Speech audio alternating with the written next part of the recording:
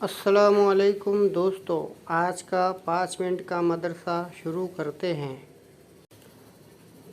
صرف 5 منٹ کا مدرسہ قرآن و حدیث کی روشنی میں 26 جمادی الاولیٰ۔ نمبر 1، اسلامی تاریخ۔ خندق کھودنے میں صحابہ کی قربانی۔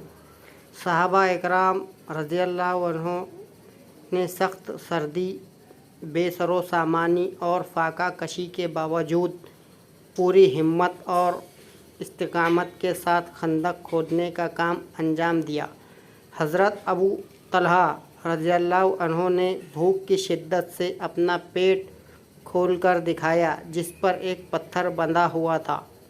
یہ دیکھ کر رسول صلی اللہ علیہ وسلم نے اپنے پیٹ سے کپڑا ہٹایا تو صحابہ نے دیکھا اس پر 2 پتھر بندھے ہوئے تھے۔ ایک دن رسول اللہ صلی اللہ علیہ وسلم نے صبح سویرے سخت سردی اور بھوک پیاس کی حالت میں صحابہ کو خندق کھودتے دیکھ کر یہ دعا دی: اللہم لا عیش الا عیش الآخرہ فاغفر الانصار والمہاجرہ۔ اے اللہ، اصل زندگی تو آخرت کی زندگی ہے، تو انصار و مہاجرین کی مغفرت فرما۔ یہ سن کر صحابہ جوش و محبت میں کہنے لگے: نحن الذین بایعوا محمدا علی الجہاد ما بقینا ابدا۔ ہم نے مرتے دم تک محمد صلی اللہ علیہ وسلم کے ہاتھ پر جہاد کی بیعت کی۔ جب صحابہ اکرام کو دوران خندق کوئی رکاوٹ پیش آئی تو آپ صلی اللہ علیہ وسلم پانی میں اپنا لعاب ڈال کر اللہ سے دعا فرماتے اور پانی چھڑک دیتے تو وہ چٹان ریت کے تودے کی طرح نرم ہو جاتی۔ غرض دشمن کے آنے سے پہلے اہل مدینہ نے اپنی حفاظت کا انتظام مکمل کر لیا۔ نمبر 2، حضور صلی اللہ علیہ وسلم کا معجزہ، بکریوں کے تھنوں میں دودھ بھر آنا۔ حضرت ابو قرافہ فرماتے ہیں کہ میرے والد کا انتقال ہو چکا تھا۔ میں اپنی والدہ اور خالہ کی پرورش میں جب بکریاں چرانے جاتا تھا تو میری خالہ مجھ سے کہتی تھی کہ محمد کے پاس کبھی مت جانا، وہ تجھے گمراہ کر دیں گے۔ لیکن پھر بھی میں بکریاں لے کر گھر سے نکلتا اور بکریوں کو چرانے کے لیے چھوڑ دیتا اور میں رسول صلی اللہ علیہ وسلم کی مجلس میں چلا جاتا اور ان کی باتیں سنتا۔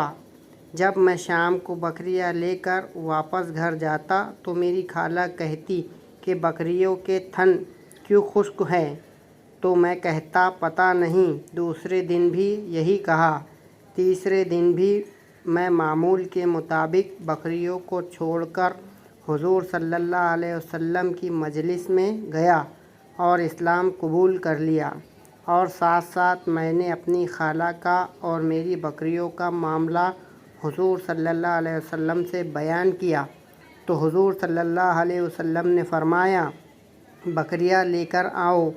میں لے کر آیا تو حضور صلی اللہ علیہ وسلم نے سب بکریوں کے پیٹ اور تھنوں پر اپنا مبارک ہاتھ پھیرا اور برکت کی دعائیں فرمائیں تو ساری بکریاں موٹی ہو گئیں اور تھنوں میں دودھ بھر آیا۔ جب شام کو میں بکریاں لے کر گھر آیا تو خالہ نے فرمایا: کیا بات ہے؟ تو میں نے کہا: روزانہ جہاں چراتا تھا آج بھی وہیں چرائی، لیکن میں اپنا واقعہ بیان کرتا ہوں۔ چنانچہ جب میں نے والدہ اور خالہ کے سامنے سارا واقعہ بیان کیا تو وہ خود کہنے لگی: ہمیں بھی محمد کے پاس لے چلو۔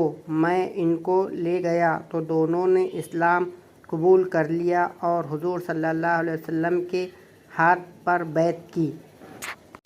نمبر 3، ایک فرض کے بارے میں امانت کا واپس کرنا۔ قرآن میں اللہ تعالیٰ فرماتا ہے: اللہ تعالیٰ تم کو حکم دیتا ہے کہ جن کی امانتیں ہیں ان کو لوٹا دو۔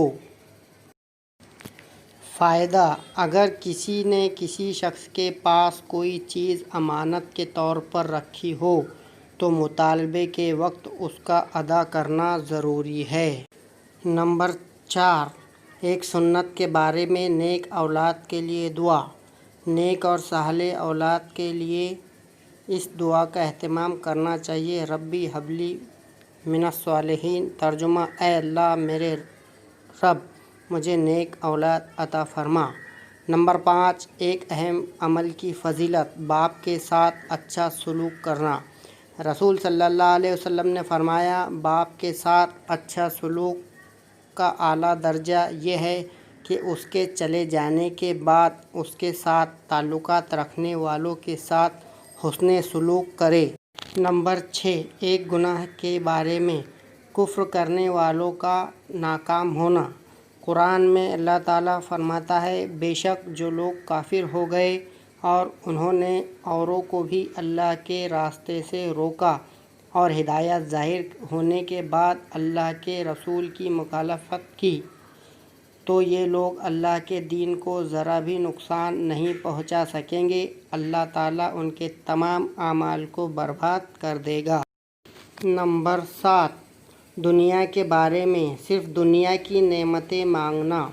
قرآن میں اللہ تعالیٰ فرماتا ہے، جو شخص اپنے اعمال کے بدلے میں صرف دنیا کے انعام کی خواہش رکھتا ہے تو یہ اس کی نادانی ہے۔ اسے معلوم نہیں کہ اللہ تعالیٰ کے یہاں دنیا اور آخرت دونوں کا انعام موجود ہے، لہٰذا اللہ سے دنیا اور آخرت دونوں کی نعمتیں مانگو۔ اللہ تمہاری دعاؤں کو سنتا اور تمہاری نیتوں کو دیکھتا ہے۔ نمبر 8، آخرت کے بارے میں ایک ساتھ جنت میں جانے والے۔ رسول صلی اللہ علیہ وسلم نے فرمایا، میری امت کے 70,000 یا 7 لاکھ افراد ایک ساتھ جنت میں داخل ہوں گے، ان کے چہرے 14ویں رات کے چاند کی طرح چمک رہے ہوں گے۔ نمبر 9، طب نبوی سے علاج، مسواک کے فوائد۔ رسول صلی اللہ علیہ وسلم نے فرمایا، مسواک ضرور کیا کرو کیونکہ اس سے اللہ کی خوشنودی حاصل ہوتی ہے اور آنکھ کی روشنی تیز ہوتی ہے۔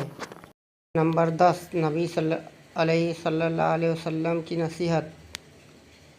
رسول اللہ صلی اللہ علیہ وسلم نے فرمایا، تم اللہ کی عبادت اس طرح کرو گویا تم اس کو دیکھ رہے ہو، تم اپنے آپ کو مردوں میں شمار کرو، پھر ایک ایک پتھر اور درخت کے پاس اللہ کو یاد کرو، اور جب تم کوئی برا کام کر بیٹھو تو اس کے ساتھ ہی اچھا کام کر لیا کرو۔ پوشیدہ گناہ کے بدلے پوشیدہ نیکی اور کھلم کھلا گناہ کے بدلے کھلم کھلا نیکی کر لیا کرو۔